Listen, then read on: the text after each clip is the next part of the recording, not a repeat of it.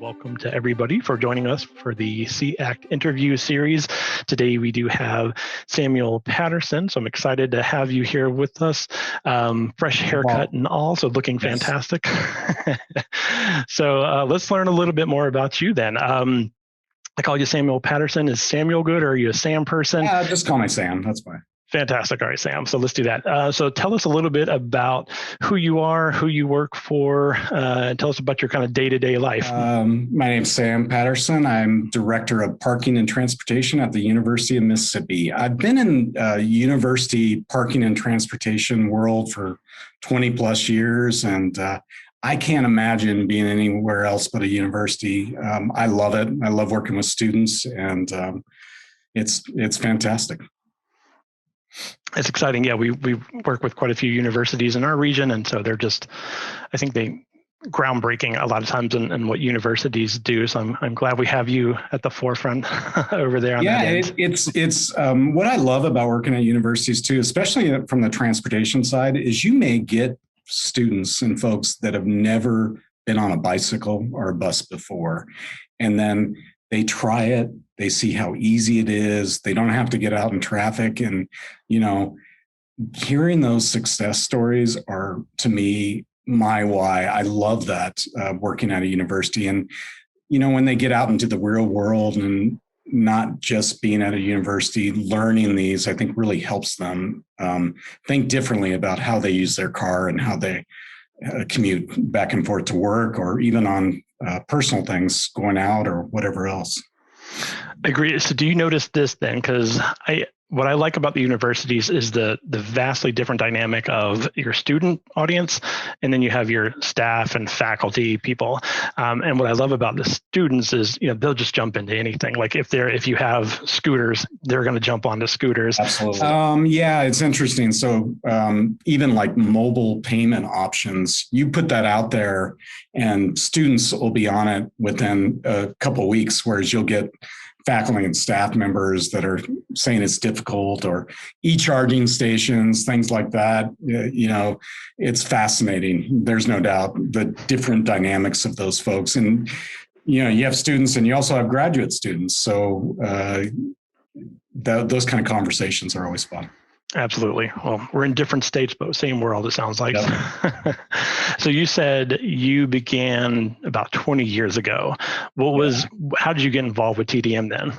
Well, really, I started off in the events world. I came into transportation and parking, working a lot of football games, basketball games, large concerts, things like that. And then I became got sucked into that university transportation culture. And I can't imagine going anywhere else, really. I love the semesters, and, there's always new folks you're dealing with. So you kind of have these starting and stop spaces so you can use that time to rejuvenate or try new plans and processes and innovative ideas. So that's what I really like about being at a university.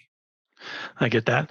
Is there anything then that you're currently working on that's kind of new and exciting? I know that a lot of us are kind of returning back to this sort of quasi-normal, but things are still not quite there. So anything that's got you interested right now?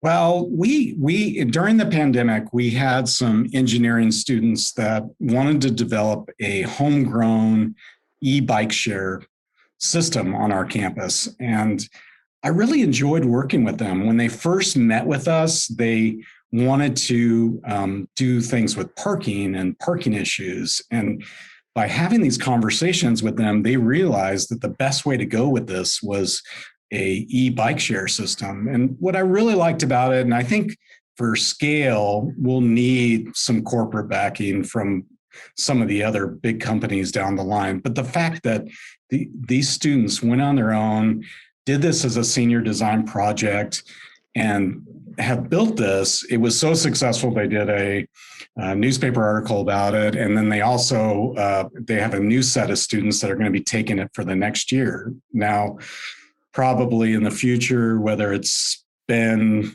Bert, someone else, that we might need them down the line. But the fact that this provided an opportunity for them to learn and could get more students involved being a homegrown initiative. It's really exciting to me, and I love that. That's good to hear. Yeah, I've had some past experiences like that, and when you see that level of engagement and creativity and excitement from like just that youth group, you want to just run up and hug them, because it's these are going to be the people that follow behind us. So that's exciting to see. Yeah, and kind of from a design perspective, you think about that. If you can get engagement from the beginning and get their buy-in, and that kind of multiplies and dominoes, versus I think it's kind of too easy in our profession to just buy something, get the technology and put it out there. Sure, those are systems and things, they can work, but it's a lot more rewarding to me to engage them and listen to what they want and get their input. To me, this process that we've done, hopefully we're getting more people on bikes in the long run versus just going out and investing in a bike share system without their involvement.